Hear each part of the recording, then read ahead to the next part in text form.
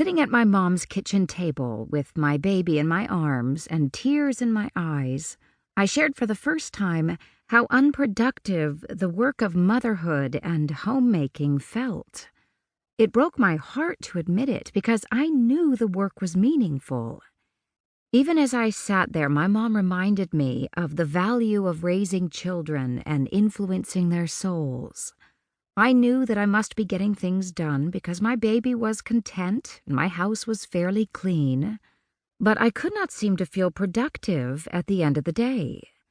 My favorite days had always been the ones when I checked the most tasks off my list, but now the tasks didn't stay checked off. They had to be done over and over, and there were so many, and I could never figure out if I should be cooking, cleaning, playing, working, snuggling, relaxing, or sleeping.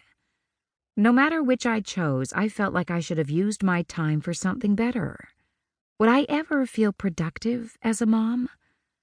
A year later, my answer is yes. Not because I get more done than I did, but because God has used His Word to change the way I think about my work.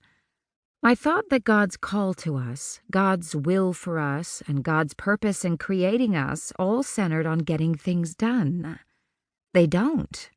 God's call to you is not to get things done, but to use time well. God's will for you is not to get things done, but to grow in sanctification. God's purpose in creating you is not to get things done, but to glorify Him. Getting things done is part of using time well.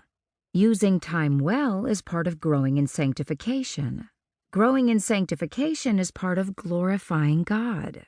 The end of it all is to glorify God. The most basic tool is getting things done, or productivity. The tool is meant to be used, but not idolized. It is a means, it is not an end. Because it is only a means, we will never be satisfied when we make it our end. Get things done. Have you ever stopped to think about what your end goal of mothering really is?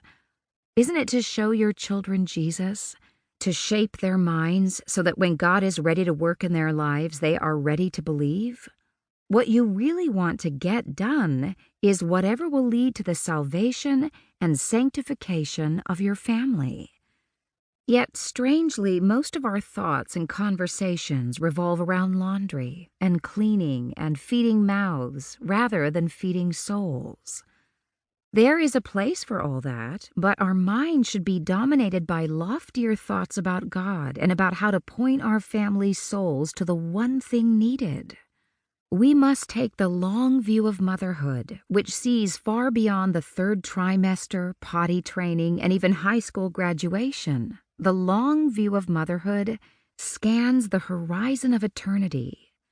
But daily productivity is important to this long view because it is a tool to help you focus on and further your goal of the salvation and sanctification of your family.